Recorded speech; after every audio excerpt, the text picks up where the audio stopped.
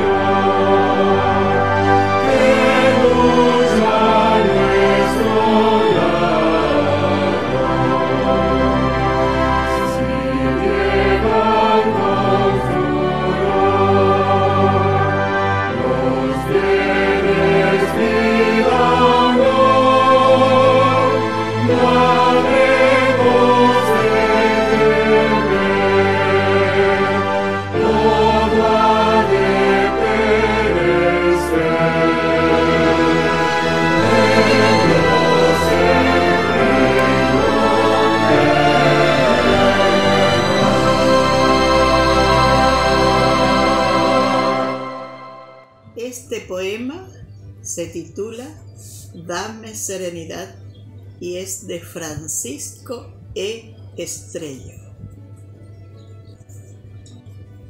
Señor, si entre las sombras va mi vida, sin vislumbrar hermosa claridad, si mi estrella polar está perdida y la paz de mi alma está escondida, dame serenidad.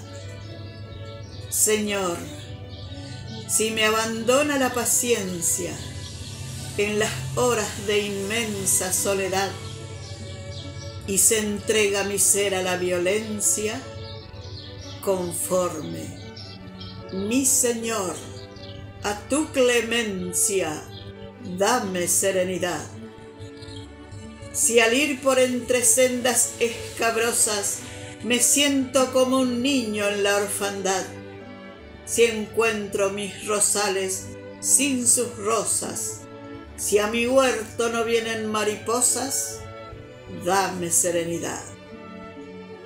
Si en la lucha titánica y pujante contra huestes de vicio y de maldad, mi alma llega a tu trono suplicante, anhelando salir siempre triunfante, dame serenidad.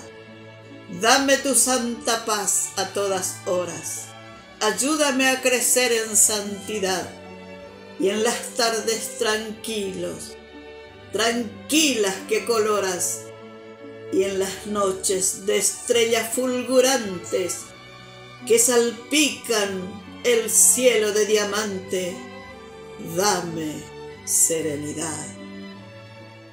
Bueno, hermanos, quiero compartir con ustedes uno de los temas, yo diría quizás el tema más importante, ¿sí? El tema más importante que he predicado, porque tiene que ver con la salvación, con la seguridad de la salvación. Por eso el tema más importante, Es un tema fundamental que tiene que ver con la salvación.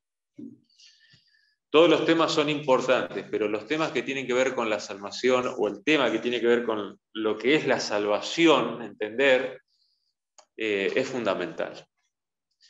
Y ya en el año 1517, Martín Lutero clavaba las 95 tesis el 31 de octubre sobre la catedral del Palacio de Wittenberg. Y ustedes saben que costó esta reforma protestante cuando Lutero conoció la verdad de la salvación por la fe, salvación por gracia a través de la fe. Él era, para aquellos que por ahí no conocen, él era un monje agustino. Y él empezó a leer la Biblia, la encontró por casualidad encadenada en un sector, primero del convento, después de la universidad, y empezó a leer. Él fue profesor también, fue un doctor en teología y fue profesor en la Universidad de Wittenberg. Y descubrió la verdad de la justificación por la fe, que el hombre no es justificado por las obras, sino por gracia a través de la fe en Jesús. Y las 95 tesis que clavó Lutero, ahí en la iglesia del Palacio de Wittenberg, era una declaración donde acusaba las indulgencias. Las indulgencias era lo que la Iglesia Católica ofrecía, un papel donde ofrecían los sacerdotes o el Papa ofrecía el perdón de los pecados, pero a cambio de ese perdón de los pecados, las personas tenían que pagar dinero y tenían que comprar esos papeles, y ese papel valía por el perdón de los pecados pasados, presentes, futuros, o sea, los que ibas a cometer, si podías cometer pecados, porque supuestamente esa hojita te servía para el perdón de todos tus pecados. Y de esa manera la Iglesia Católica hizo mucho dinero y construyó las grandes iglesias y catedrales alrededor del mundo. Y Lutero, cuando se dio cuenta que era una gran mentira y era todo un negocio, y que se estaba jugando con la fe y con la salvación de las personas, él clavó las 95 tesis ahí, y ahí empezaron los problemas para él, ¿no? Empezaron las presiones de sus compañeros, de los sacerdotes, del Papa, ¿no? Y bueno, todo el entorno. Hoy quisiera hablar un poquito acerca de esta gran verdad, que nosotros como Iglesia Adventista del Séptimo Día creemos y predicamos. Quisiera por ahí que podamos repasar, y lo voy a tratar de ser lo más sintético y sencillo posible, los 6 fundamentos que creo que esta verdad de la justificación por la fe tienen. Hoy en día la salvación por gracia a través de la fe en Jesús está siendo muy atacada por Satanás. Hay diferentes teologías que se están infiltrando en nuestra iglesia, que están atentando contra la seguridad de la salvación en Cristo, en lo que Cristo es. Y tratan de poner la seguridad de la salvación en nosotros, en nuestra experiencia espiritual, en el desarrollo de nuestra justicia ante Dios. Y una de esas teologías es la teología conocida como la teología de la última generación, que hay un grupo de adventistas y también pastores en otros países donde promueven que la salvación de la última generación básicamente va a estar fundada o fundamentada en la perfección de ellos, o sea, en la justicia propia y no en la justicia de Cristo.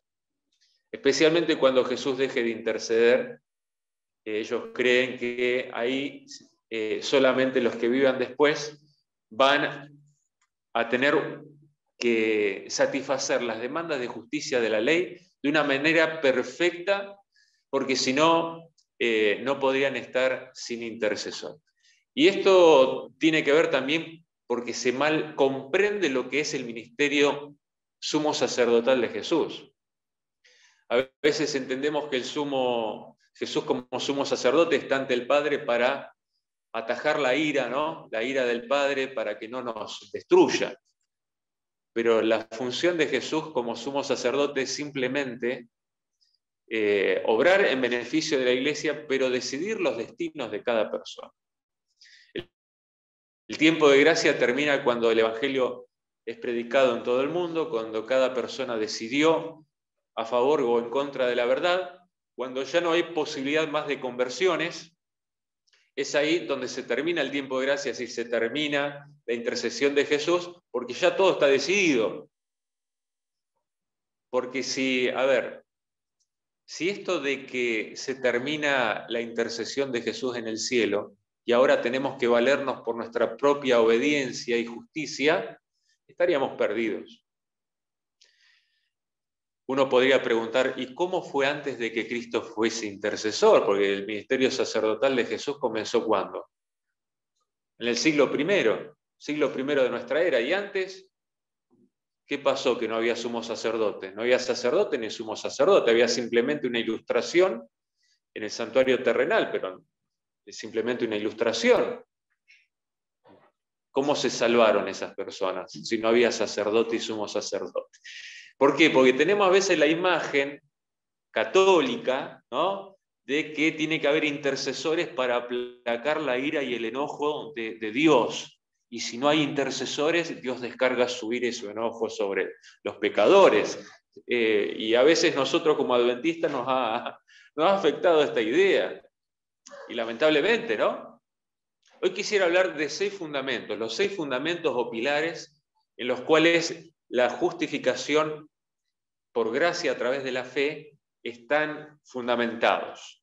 El primer fundamento de la doctrina de la justificación por la fe es la amplitud conceptual del término pecado. ¿Qué es pecado? ¿Qué es pecado? Para poder entender lo que es la doctrina de la justificación por la fe, tenemos que entender el primer fundamento en la cual se basa, la amplitud de lo que es pecado. Pecado no es solamente hacer cosas malas. La Biblia dice que si bien en la primera carta de Juan, capítulo 3, verso 4, dice todo aquel que comete pecado infringe también la ley, pues el pecado es infracción de la ley. Sí, el pecado es infracción de la ley, pero no es solamente desobedecer o quebrantar la ley. Hay algo más. Por ejemplo, Santiago capítulo 4, el verso 7, dice, y aquel que sabe hacer lo bueno y no lo hace, le es pecado. Es decir, pecado no es solamente hacer lo malo, sino dejar de hacer lo bueno. Y cuando vos dejaste de hacer lo bueno, pecaste. Si tuviste la oportunidad de hacer algo bueno hoy y no lo hiciste, pecaste, dice la Biblia. ¿Qué más es pecado? Todo lo que no procede de fe es pecado, nos dice Romanos capítulo 14, verso 23. Y todo lo que no proviene de fe es pecado. Es decir, no solamente hacer lo malo, no solamente no hacer lo bueno, sino también tiene que ver con lo que no procede de fe es pecado. Es decir, podés hacer cosas buenas, pero si no está acompañado de fe, aún eso es pecado. ¿Oraste con fe? ¿Leíste la Biblia con fe? Bueno, y acá se nos está complicando la cosa, ¿no? Es decir, bueno, ¿quién podrá ser salvo? Podría decir, ¿no? ¿Quién podrá ser salvo? Y esto es importante reafirmarlo, porque esta teología de la última generación habla mucho de solamente pecado como definición de acciones, y el pecado es mucho más que esto. ¿Qué más es pecado? Dice, el que deseó en su corazón ya pecó, dijo Jesús. El que deseó en su corazón ya pecó. Mateo 5:28 dice, pero yo les digo que cualquiera que mira a una mujer para codiciarla, ya adulteró en ella en su corazón. Y bueno, y esto lo podríamos aplicar a otras cuestiones. Es decir, pecado no es solamente acciones malas. Es, sí, acciones malas, pero también es no hacer lo bueno que podemos hacer, es también no hacer cosas que no provengan de fe, y también lo que podemos pensar o sentir. Pecamos con el pensamiento, pecamos con nuestros sentimientos. Pero además de esto, el segundo fundamento es que el ser humano es pecador por naturaleza, no solo por sus actos. Es decir, vos y yo somos pecadores por naturaleza. Es decir, nacemos pecadores. No nos hacemos pecadores, nacemos pecadores. Y esto los reformadores lo tenían claro. Si nacemos pecadores, por más que, uno es culpable de pecado cuando es consciente, ¿no? Cuando tenemos una edad de conciencia, uno se hace culpable de pecado. Pero ya nacemos pecadores. Vamos a ver lo que dice la Biblia. Salmo 51:5. Dice: en maldad he sido formado y en pecado me concibió mi madre, dice el salmista. Es decir, fui formado en maldad, es decir, ya fui formado con maldad en mi ser. Y uno lo ve en los niños pequeños que se pelean por juguetes, ¿sí? Ya 2, 3 años empiezan a pelear, ¿no? ¿Qué? ¿Ustedes se imaginan a Jesús peleando por juguetes? No, Jesús no peleaba porque no, ahora vamos a hablar de eso, no tenía esta naturaleza corrompida que tenemos nosotros. Pero nosotros lo vemos aún en los niños, ¿no? Que hacen berrinche, bueno, todo eso es naturaleza pecaminosa heredada, ¿sí? Nacemos pecadores. Romanos 7:14 dice: sabemos que la ley es espiritual, esto lo dice Pablo, pero yo soy carnal, vendido al pecado. Pablo dice que fue vendido al pecado. ¿Cuándo fue vendido Pablo al pecado? Cuando Adán y Eva pecaron. Sí, yo fui vendido al pecado, yo no tuve participación en eso, me vendieron. ¿Quién me vendió?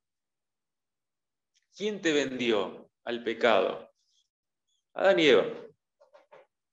Adán y Eva nos vendieron al pecado, es decir, por el pecado de ellos nosotros ahora nacemos con una naturaleza pecaminosa que tiende al mal y que el Espíritu Santo obra en nosotros para mantenernos en el camino de Dios. ¿Qué más? Romanos capítulo 5, verso 19, dice: porque así, por la desobediencia de un hombre, los muchos fueron constituidos pecadores. Es decir, por la desobediencia de Adán, fuimos constituidos pecadores. Esta palabra constituido tiene que ver con esto, nuestra naturaleza, nacemos pecadores. ¿Qué más? Romanos 7:21 dice: así que queriendo yo hacer el bien, dice el apóstol Pablo, hallo esta ley, que el mal está en mí. Es decir, el mal está en mí. Yo quiero hacer el bien, pero encuentro que en mí, dice en mi carne, dice, ¿no? En la naturaleza que tengo, el mal está en mí. O sea, es una ley, dice. La ley es que el mal está en mí. Esta ley está en mí. ¿Sí? Porque dice que con la mente quiere obedecer la ley de Dios, pero encuentra otra ley en sí mismo que hace guerra a la ley de Dios, ¿sí? Que es esta naturaleza pecaminosa. ¿Qué más dice la palabra de Dios? Romanos 7:8 dice: pero el pecado, aprovechándose del mandamiento, produjo en mí toda codicia. ¿Quién es el que produce codicia en vos? Es el pecado que está en vos. Es la naturaleza pecaminosa que está en vos, dice. El pecado produjo en mí, dice Pablo. El pecado, es decir, pecado no es solamente codiciar. El pecado ya está en vos. O sea, tu naturaleza pecaminosa produce pecado. Y esto es lo que decimos cuando digo o pregunto, pecamos. O sea, somos pecadores porque pecamos o pecamos porque somos pecadores. Los reformadores decían, no, pecamos porque somos pecadores. Esto no quiere decir que uno dice, bueno, soy pecador y peco, ¿no? No, el Espíritu Santo te ayuda a no cometer pecados. Especialmente me refiero a las acciones. No alimentar malos pensamientos. Cuando viene algún mal pensamiento, sacarlo de la mente, no alimentarlo. Ahí es donde entra la obra del Espíritu Santo. Es decir, no podemos evitar que nos vengan por ahí malos pensamientos o sentimientos, pero sí podemos desplazarlo de nuestra mente pidiendo la ayuda del Espíritu Santo. ¿Está bien? Entonces, en este sentido no tenemos que caer tampoco en el liberalismo, ¿no? Decir, bueno, tengo malos pensamientos, está todo bien, ¿no?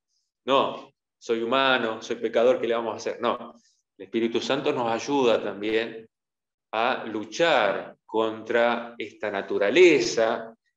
Lutero diría este saco hediondo de basura que cuando se sacude derrama olor por todos lados. Lutero era muy, muy fuerte y muy gráfico, porque ustedes saben que Lutero, antes de descubrir la salvación por gracia, la justificación por la fe, él se flagelaba, hacía penitencia, se pegaba, ¿no? Como todo monje agustino, tratando de liberarse de todo lo malo que sentía. Y creía que a través del castigo, de los ayunos, de pasar frío, de pasar hambre, hizo de todo, a tal punto que su salud se desmejoró tanto que estuvo a riesgo de morir Martín Lutero. Y cuando un amigo, que era el mentor de él en el monasterio, le dice, Martín, tenés que dejar de mirarte a vos y mirar a Jesús. Él es tu justicia, Él es tu Salvador.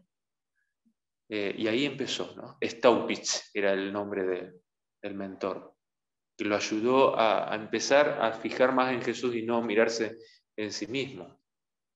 Por eso Lutero a veces es tan fuerte en algunas declaraciones, porque él experimentó lo que significa sentirse y verse pecador y no poder encontrar paz por lo que uno es.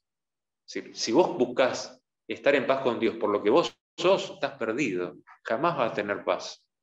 Porque cada vez que mires en tu corazón vas a ver pecado. Y si no ves pecado, que estás viendo mal. Porque dijimos que pecado no es solamente hacer lo malo, es también hacer lo bueno de manera imperfecta o no hacerlo. Es decir, es muy amplio el concepto de pecado. ¿Qué más podemos decir? Bueno, podemos hablar ahora del tercer fundamento, de la justificación por la fe. El tercer fundamento sobre el cual se funda la doctrina de la justificación por la fe. El tercer fundamento, repaso los otros dos. El primero era la amplitud conceptual del término pecado, es decir, no tenés posibilidad de salvarte. Pues, todo lo que haces, aún lo bueno que haces, es imperfecto.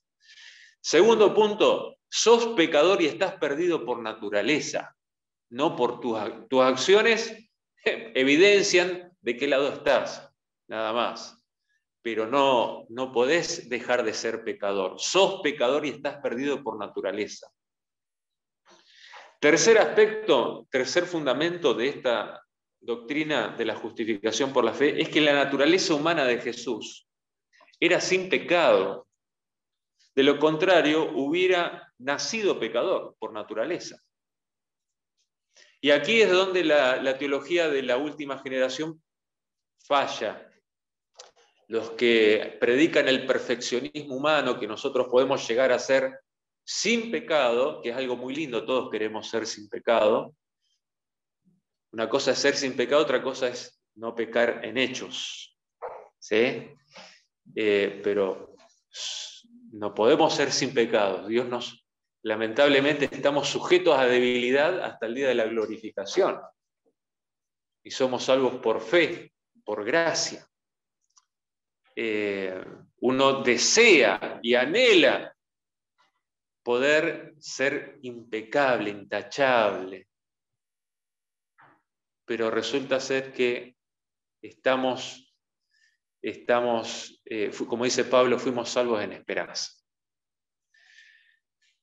Fuimos salvos en esperanza, por fe. Ahora, algunos enseñan que Jesús tuvo una naturaleza pecaminosa cuando nació. Igual a la nuestra, igual. Entonces, si Jesús no pecó y venció el pecado, vos también podés desarrollar una justicia perfecta. Y aquí yo quisiera aclarar dos términos que son muy importantes. Una cosa es guardar los mandamientos y otra cosa es satisfacer las demandas de justicia que la ley exige. Son dos cosas diferentes. Nosotros como pueblo de Dios guardamos los mandamientos de Dios, pero nosotros mismos no podemos satisfacer las demandas de justicia, de santidad y de pureza que la ley de Dios exige. El único que pudo satisfacer esa demanda de justicia y de santidad perfecta fue Jesús. Y esa justicia es contada a nuestro favor a través de la fe.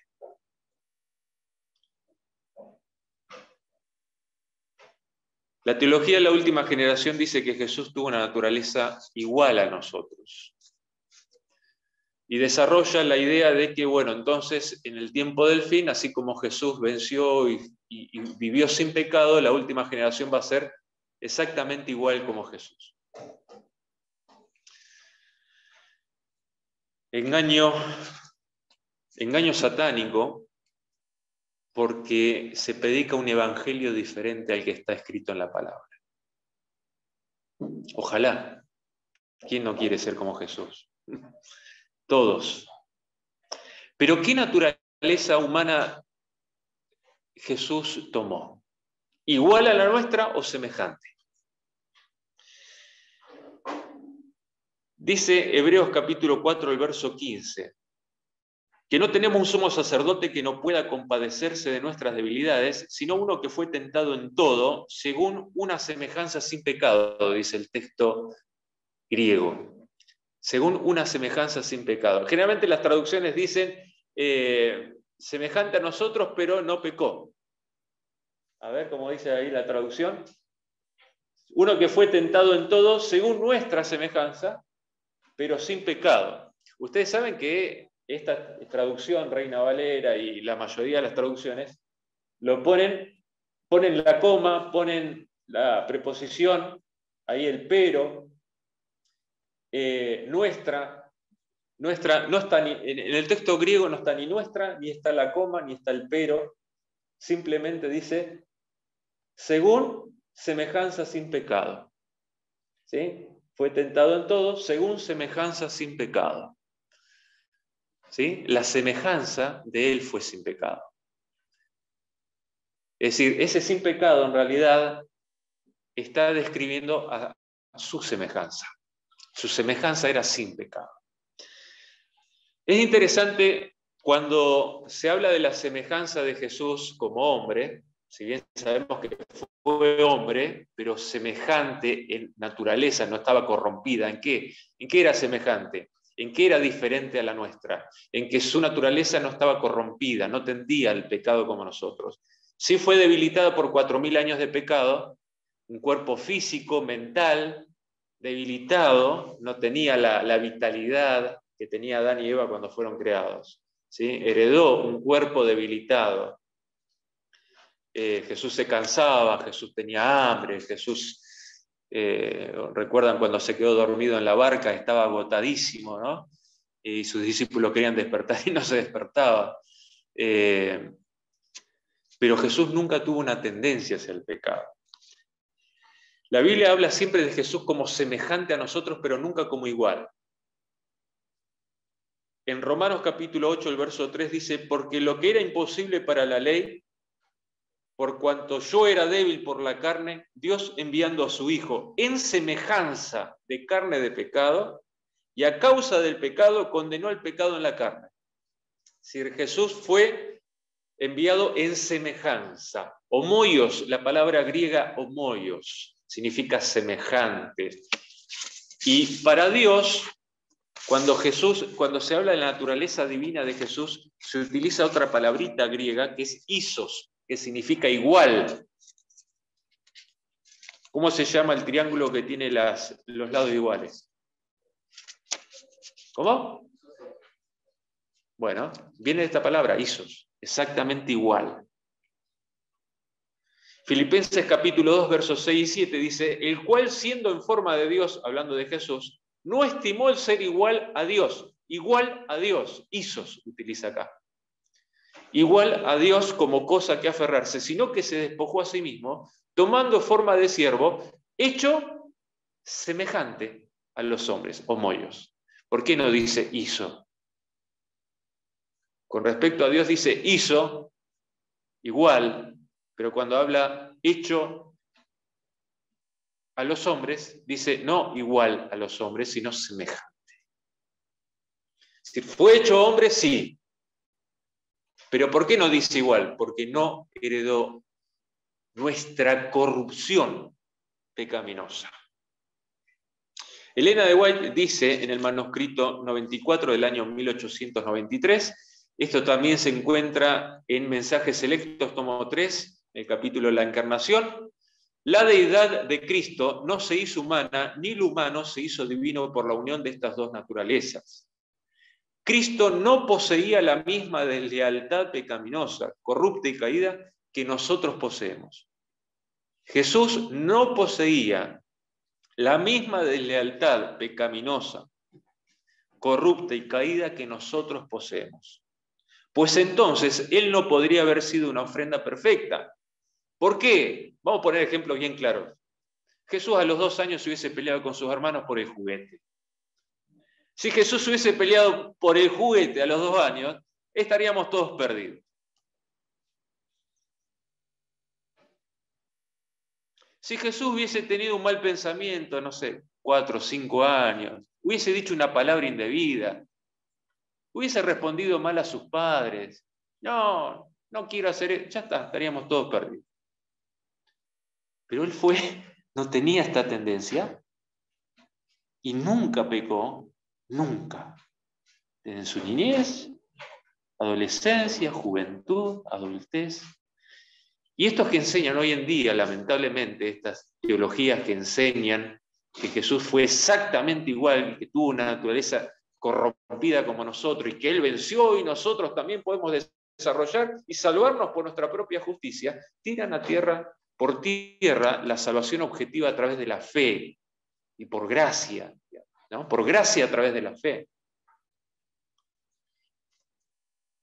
Esto no quiere decir que el Señor no nos pueda ayudar a vencer el pecado. Sí, nos ayuda a vencer las tentaciones, a vencer los malos hábitos. El Espíritu Santo nos ayuda y nos da la fuerza para vencer, pero nuestra seguridad de salvación jamás puede estar en nosotros, sino en lo que Cristo es. Cuarto fundamento. Solo Jesús pudo satisfacer la justicia de la ley de Dios. Solo Jesús puede presentarse ante la ley de Dios y decir, acá está, perfectamente cumplido. En pensamientos, en sentimientos, en acciones, motivaciones, actitudes, todo. Perfecto. La vida de Jesús satisface las demandas de la ley de Dios. ¿Alguno de ustedes puede hacerlo? Primera de Juan, capítulo 2, verso 2 dice, y Él es la expiación por nuestros pecados, y no solamente por los nuestros, sino también por los de todo el mundo.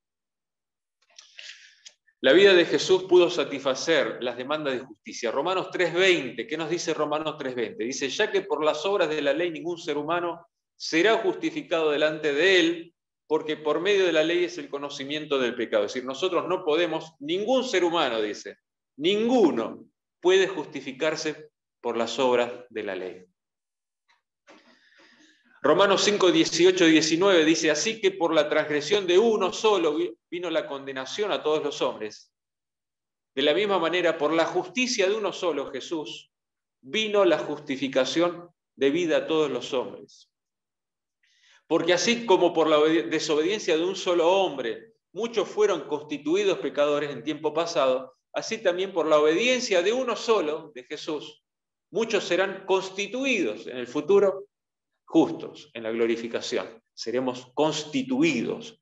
Mientras tanto, como diría Lutero, somos pecadores en nosotros mismos, naturaleza, pero justos Pecadores y justos al mismo tiempo. Pecadores en naturaleza, pero justos a través de la fe en Cristo.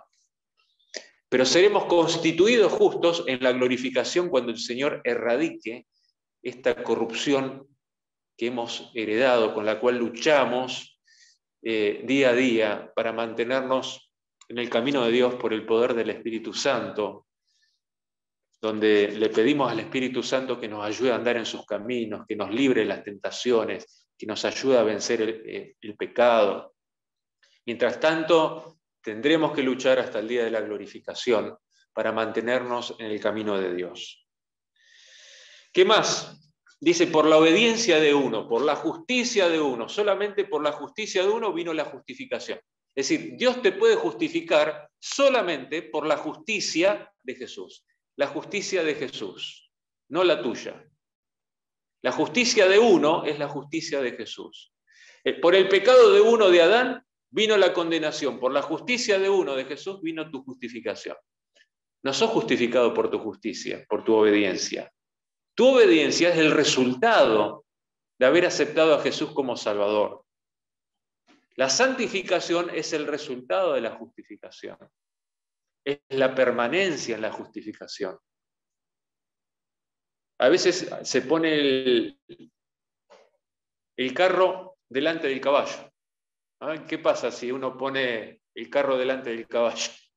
¿Qué pasa con ese carro, con ese carruaje? Y se va a caer, ¿no? Para cualquier lado. Los caballos se van a dar vueltas, lastimar.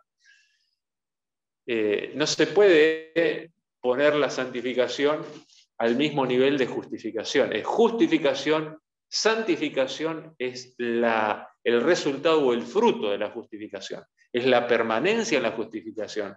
Como yo soy salvo en Cristo y he sido perdonado, justificado por Dios, he aceptado a Jesús como Salvador y Señor, ahora yo ando en sus caminos, no para ser salvo, no para ganar la salvación, no para ganar mérito, sino porque ya soy un hijo de Dios, confío en Él. Y he desechado el pecado de mi vida, elijo desechar el pecado de mi vida y elijo obedecer a Dios, a sus mandamientos.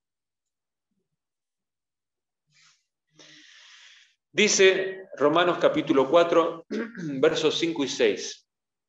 Dice, más al que no obra, sino que cree en aquel que justifica al impío. ¿A quién Dios justifica? ¿A quién justifica Dios? ¿Al bueno? ¿Al que merece? ¿A quién? ¿A quién? Al pecador, al impío. Dice, aquel que justifica al impío, le es contada por justicia. Es decir, si vos crees que Dios justifica al impío, esa fe te es contada por justicia. Como también David habla de la bienaventuranza del hombre a quien Dios atribuye justicia sin obras. Es decir, Dios te cuenta justicia sin obras. Dios cuenta, te atribuye, cuenta a tu favor la justicia de Cristo como si fuera tuya, sin que vos lo merezcas o lo compres a través de obras. Filipenses 3:9, el apóstol Pablo también dice, yo quiero ser hallado en Él, en Jesús, no teniendo mi propia justicia, que es por la ley, sino la que es por la fe de Cristo, la justicia que es de Dios por la fe. Y yo te pregunto, ¿cómo querés presentarte ante el trono de Dios? ¿Cómo te querés presentar ante Dios? ¿Con tu justicia o con la justicia de Jesús? ¿Podés presentarte con tu justicia ante Dios? Tu justicia sería tu vida cristiana. ¿Podés presentarte así? ¿Tenés seguridad en lo que vos hacés, en lo que vos sos? ¿Satisfacés las demandas de santidad y de pureza y de justicia de la ley? ¿En todo? No solamente en no hacer lo malo, sino en hacer todo lo bueno que tenés que hacer, en pensamientos, en sentimientos, en actitudes, en fe, una fe impecable que nunca se decaiga. Más allá de que tenemos una naturaleza, ¿no?, que ya nos descalifica para eso.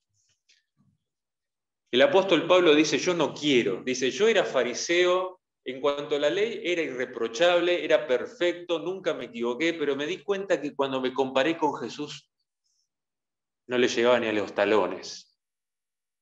Y Pablo era un estricto religioso que guardaba los mandamientos al pie de la letra, pero cuando conoció a Jesús y se comparó con Jesús, dijo, no le llego ni a los talones. Yo, con mi justicia, por más perfecta que sea humanamente hablando, no me quiero presentar ante la ley de Dios porque soy consciente de la santidad de esa ley.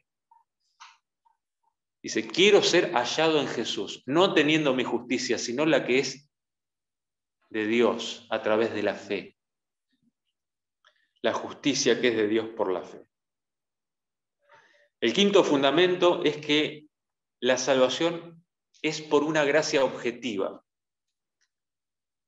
Objetiva histórica. Cuando decimos gracia objetiva histórica, estamos hablando de que somos salvos por gracia, pero por un evento histórico que es la vida y la muerte de Cristo. ¿Por qué digo gracia histórica? Porque ustedes saben que después de la Reforma Protestante, la Iglesia Católica hizo la contrarreforma. ¿Qué es la contrarreforma? Es hacerle la contra a la reforma, justamente.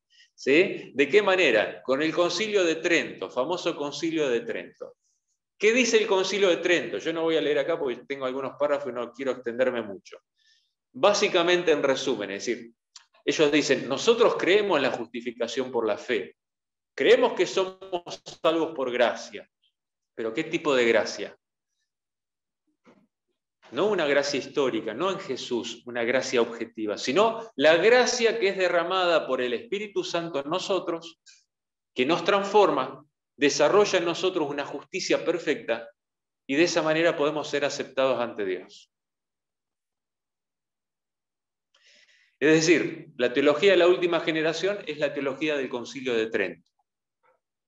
No somos salvos por una gracia objetiva, es decir, por Cristo, por la vida y la muerte de Cristo, sino por una gracia que se infunde a través del Espíritu Santo y me transforma en un ser perfecto. Esto lo dice el Concilio de Trento, el Concilio Católico.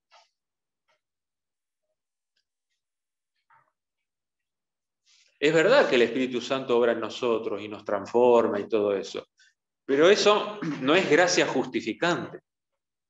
La gracia justificante es histórica y objetiva en Jesús. La gracia en nosotros es una gracia santificadora, no justificante. Son dos cosas diferentes. Nos dice, ¿qué es la gracia? Efesios capítulo 2, versos 5 y 7 dice, cuando estábamos muertos en pecados, nos dio vida juntamente con Cristo. ¿Qué es ser salvo por gracia? Es esto. Estabas muerto y Dios te salvó. Estabas muerto y Jesús murió por vos.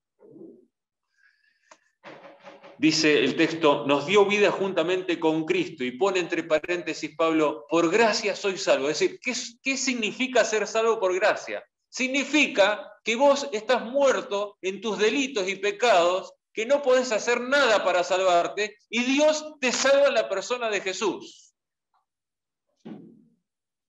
Eso es gracia.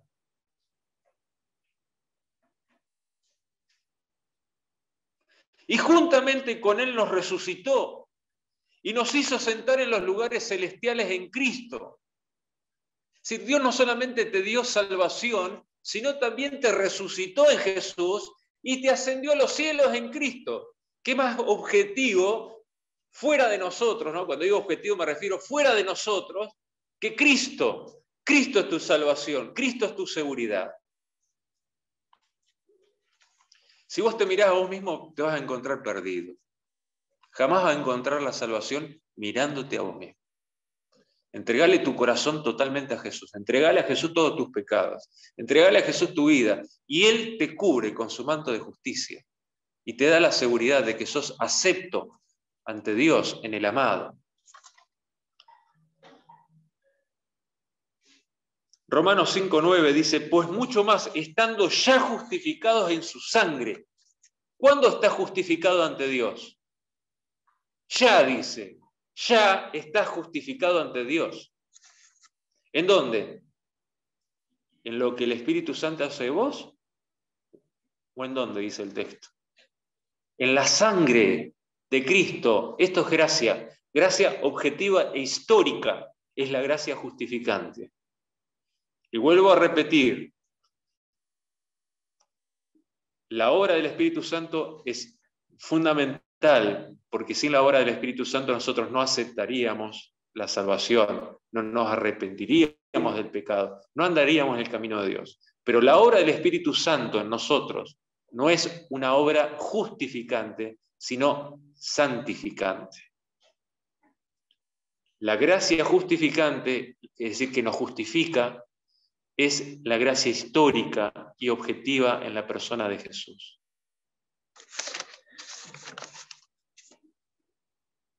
Vamos al último, el último fundamento, y con esto concluimos. La justificación es solo por fe, no por fe y obras. No es fe más obras, es solo por fe. ¿Por qué? Porque es por gracia.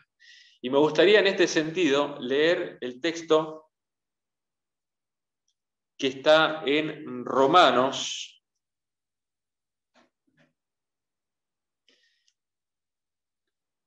Y estoy buscando aquí el texto que no lo veo.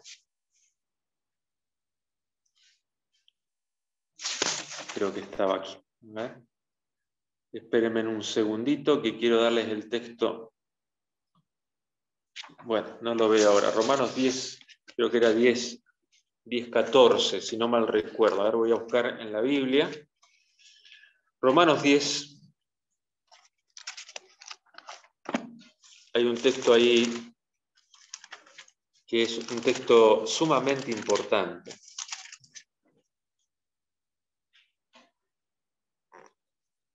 A ver.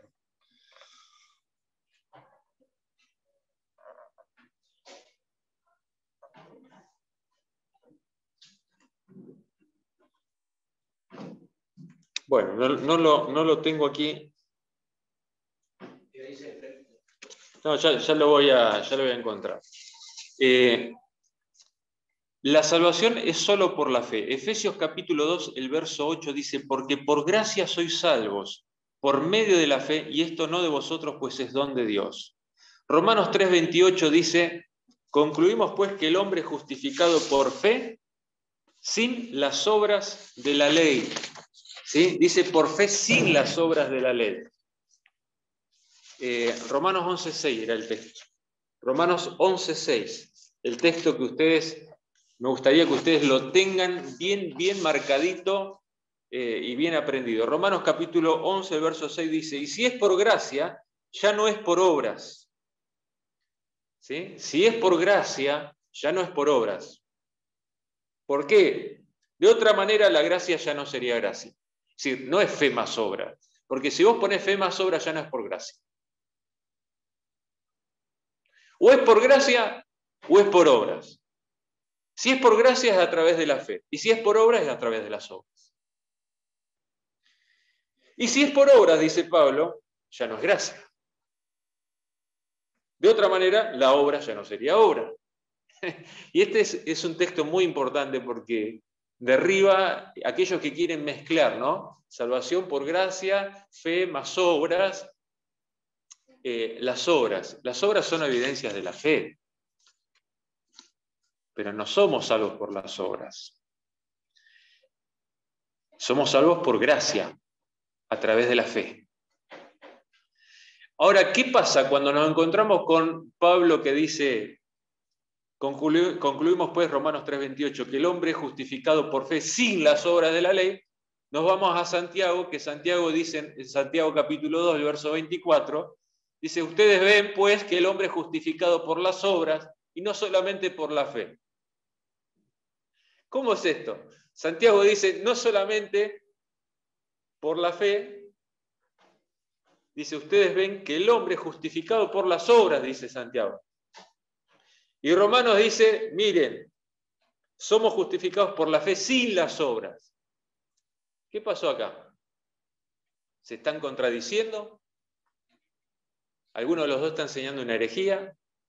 Ustedes saben que Lutero, cuando se encontró con la carta de Santiago, dijo, no, esta carta no sirve. Lutero dijo, no sirve esta carta de Santiago. Hay que desecharla. Bueno, Lutero se equivocó ahí, ¿no? Se equivocó, Lutero no era perfecto. Estaba conociendo y estaba creciendo en el conocimiento. No entendía. Pero ¿qué quiere decir Santiago? Porque hay muchos que utilizan esto y dicen, viste, no es solo por gracia, no es solo por fe, es fe más obras. ¿De qué está hablando Santiago acá? ¿Es salvación de fe más obras? ¿O está hablando de la fe verdadera que genera obras? Cuando uno lee el contexto, hay que leer siempre el contexto, hermano, porque si no, nos podemos ir a cualquier lado. Cuando uno lee el contexto de Santiago, Santiago habla, mirá, si estás en la iglesia, ¿no? Y viene alguna persona, o te cruzas con algún hermano que tiene hambre y vos tenés comida para darle y no le das, ¿dónde está tu fe? ¿Dónde está tu fe? Si tu hermano está pasando frío y está temblando de frío y vos tenés un abrigo para darle y no le das, ¿dónde está tu vida espiritual? ¿Cómo se manifiesta esa fe? ¿Cómo decís que crees en Jesús? ¿Dónde está el amor de Dios? Si viene una persona a la iglesia y una persona pobre, y como es pobre la hace sentar allá en lo último de todo, y una persona influyente, que tiene dinero, la hace pasar adelante, porque tiene recursos, ¿no? Tiene estatus. O sea, esa discriminación, ¿dónde está la vida cristiana ahí? Y Santiago apunta a eso, ¿no? Está diciendo, bueno, yo quiero ver tu fe por tus obras, dice. Es decir, ¿vos crees en Dios? Bueno, mostrame a través de tu vida que crees en Dios. Mostrame a través de tu vida que crees en Dios. Eso dice Santiago. Es decir, las obras deben acompañar a la fe. Si no, no es fe, si no es presunción. Santiago está atacando la presunción, o sea, la imitación de la fe. No es fe, es imitación de la fe. La fe verdadera lleva, por amor a Dios, a hacer obras de amor, de gratitud. Y Santiago, yo creo que Santiago se expresó tan duro porque evidentemente había algunos que agarraban lo de Pablo y decían, somos salvos por gracia, sin las obras, ¿no? Y vivían en el pecado, sin necesidad de andar en el camino de Dios. O sea, lo usaban como excusa para el pecado, cosa que Pablo lo trata también en Romanos capítulo 6 y 7, donde dice, bueno, pues somos salvos por gracia, ¿qué? Ahora, ¿vamos a perseverar en el pecado? No, no te equivoques, porque si vos perseverás en el pecado, te estás poniendo como esclavo del pecado. Ahora hemos sido libertados del pecado y somos siervos de la justicia. Como resultado, ¿no? Entonces, somos salvos por gracia a través de la fe. Santiago dice, miren, la fe se manifiesta en obras, pero esas obras no son meritorias. No son meritorias. Y concluyo con Romanos 5:1, donde dice, justificados, pues, por la fe, tenemos paz. Tenemos paz. ¿Tenés paz para con Dios? ¿Estás seguro de tu salvación?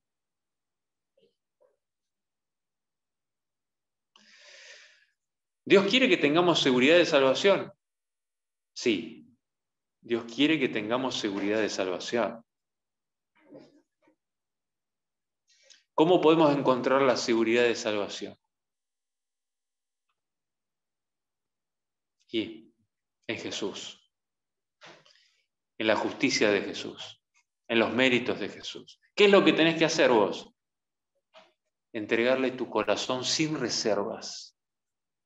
Todo tu corazón, todo tu ser, entregáselo a Jesús. Entregarle todos tus pecados. Entregarle tu vida. Es lo único que tenés que hacer. Y es lo más difícil. Hoy hablamos, ¿no?, de amar a Dios con todo nuestro corazón, con todo nuestro ser, con todas nuestras fuerzas. Y es lo más difícil, entregarle a Cristo lo que somos. Si lo hacemos, Él dice: hijo mío, yo te perdono, yo te cubro con mi manto de justicia, mi obediencia, mi justicia es contada a tu favor como si fuera tuya. Y cuando Dios te mira, no te ve a vos, sino que ve a Jesús en lugar tuyo. Pero lo que Él espera de vos es que le entregues sin reserva tu vida, tu corazón, tus pecados, para que Él pueda perdonarte y también transformarte, porque Él desea transformarnos también a su semejanza.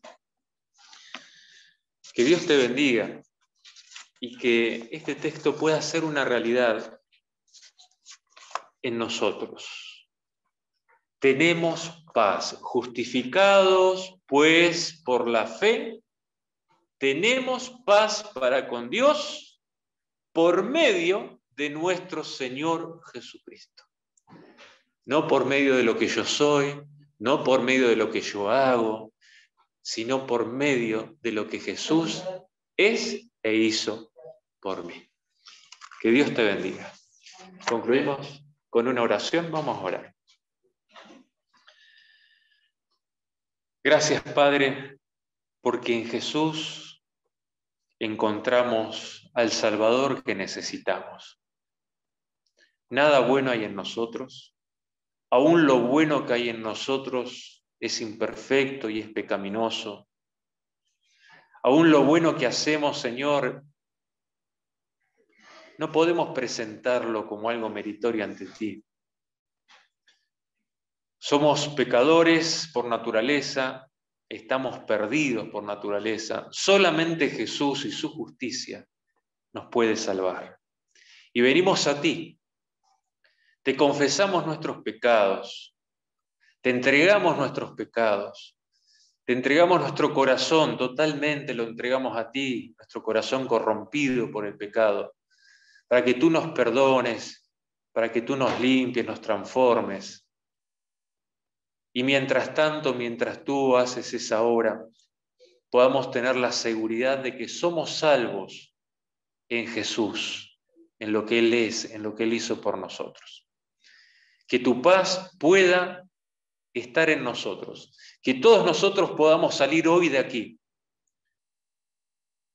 seguros de que estamos en paz contigo, seguros de la salvación, porque te hemos entregado a ti nuestro corazón, te hemos entregado nuestros pecados, nuestra vida,